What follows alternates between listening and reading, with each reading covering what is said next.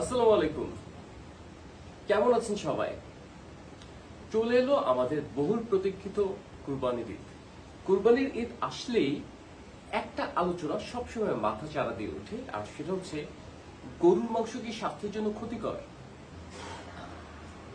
এই প্রশ্নটা আমরা ছোটবেলা থেকে আজ পর্যন্ত বারবার ঘুরে ফিরে বিভিন্নভাবে আসতে দেখেছি।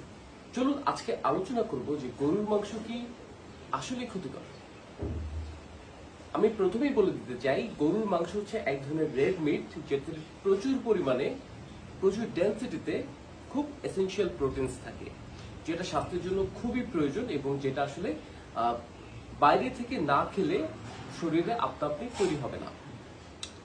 সেক্ষেত্রে আমি বলে রাখা ভালো যে গরুর মাংসে যেই প্রোটিনগুলো পাওয়া যায় সেটা আসলে অন্যান্য ডায়েটারি প্রোটিনের চেয়ে আপনি যদি ক্লাসিফিকেশনে দেখেন সেটা আরেকটু উচ্চতর।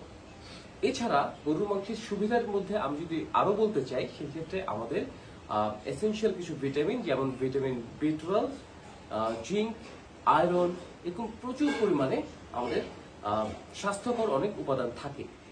তাহলে কথা হচ্ছে, এত এত ভালো ভালো উপাদান, তাহলে বারবার কেন এই প্রশ্নটা উঠে আসছে যে গরুর মাংস কি স্বাস্থ্যের জন্য ক্ষতিকর? এক্ষেত্রে বলে রাখা ভালো, আসলে মাত্রার চেয়ে বেশি, মাত্রাতিরিক্ত যে কোনো কিছুই ক্ষতিকর এবং অতিরিক্ত গরুর মাংসও ক্ষতিকর। তাহলে এই অতিরিক্ত আমরা কখন বলবো? আমাদের স্বাভাবিক মানুষের শারীরিক চাহিদা অনুযায়ী তিনি দৈনিক 0.81 গ্রাম পার কেজি হিসাবে কিন্তু প্রোটিন অথবা রেড মিট খেতে পারবেন। অর্থাৎ কারো ওজন যদি 70 কেজি হয়ে থাকে, উনি কিন্তু মোটামুটি 55 থেকে 65 বা এই টাইপের রেড মিট কিন্তু উনি ডেইলি ইনটেক করতে পারবেন।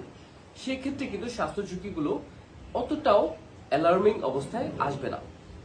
তাহলে কথা হচ্ছে, যখনই আমরা আমাদের শরীরের প্রয়োজনের তুলনায় রেড মিটটা একটু বেশি নিব, তখনই স্বাস্থ্য ঝুঁকির কথাগুলো আসছে। তাহলে এখন আসুন আমরা আলোচনা করব যে এই স্বাস্থ্য ঝুঁকিগুলো কি।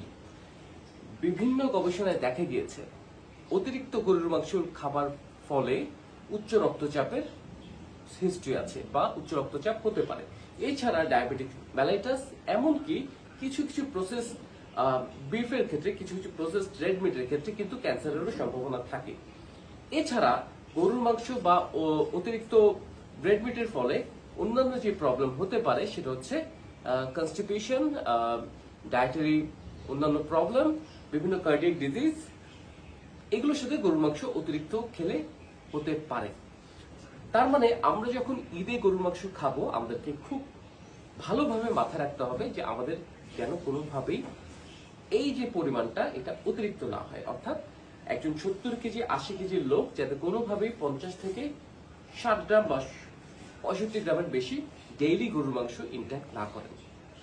এক্ষেত্রে আমি বলে রাখা ভালো যে গরুর মাংসটা প্রসেসিং কিভাবে হবে, গরুর মাংসটা কিভাবে খাওয়া হবে, সেটার উপরও কিন্তু নির্ভর করবে যে এটা আলটিমেটলি ক্ষতিকর হবে কি হবে না। যেমন ধরেন, গরুর মাংসের একটা কমন কমপ্লিকেশন হচ্ছে এটা কার্ডিয়াক ডিজিজ এবং অন্যান্য হাইপারটেনশন, এগুলোর কারণ হতে পারে। এখন যারা গরুর মাংসকে সম্পূর্ণ ফ্যাট সহ, ফ্যাট ফাঁসা, একদম চর্বি সহ থকথকে ভাবে পুরোটা রান্না করেন, সেই রান্না যখন খাবেন, সেই ঝোলটা যখন খাবেন, তখন কিন্তু এই ঝুঁকিটা অনেক বেড়ে যায়। এর বদলে শুধুমাত্র গরুর মাংসটাকে আলাদা করে যদি রান্না করা হয়, অর্থাৎ শুধুমাত্র প্রোটিনটাকে আলাদা করে রান্না করা হয়, সেই ক্ষেত্রে এই ঝুঁকিগুলো কমে আসবে। এছাড়া গরুর মাংসের আরেকটা কমপ্লিকেশনের কথা বলা হয়ে থাকে, সেটা হচ্ছে ক্যান্সার। ক্যান্সারের কারণ হতে পারে কিন্তু কোন ক্ষেত্রে? যেগুলোতে প্রচুর গরুর মাংসকে বার্ন করা হয়, অর্থাৎ উচ্চ তাপে, যেমন ধরুন স্টেক, গ্রিল, শিক কাবাব, আমরা যেগুলো পছন্দ করে থাকি, যেগুলো বার্ন করে উচ্চ তাপে গরুর মাংসের একটা সারফেসকে বার্ন করা হয়, সেই ধরনের গরুর মাংস যখন আমরা ইনটেক করি, তখন কিন্তু ক্যান্সারের সম্ভাবনাটা থাকতে পারে। অর্থাৎ ইন দ্য লং রান, অনেক বছর ধরে কেউ যদি এরকম বার্নড রেড মিট খেয়ে থাকেন, তার কিন্তু ক্যান্সারের ঝুঁকি থাকবে।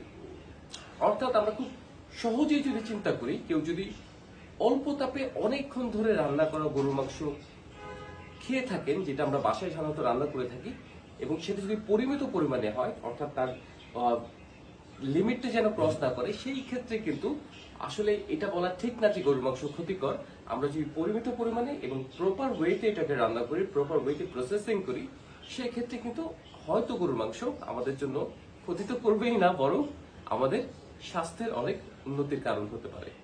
সবাই ভালো থাকবেন এবং পরিমিত নিয়ম অনুযায়ী খাবেন। দেখা হবে ইনশাল্লাহ। ঈদ মোবারক। আসসালামু আলাইকুম।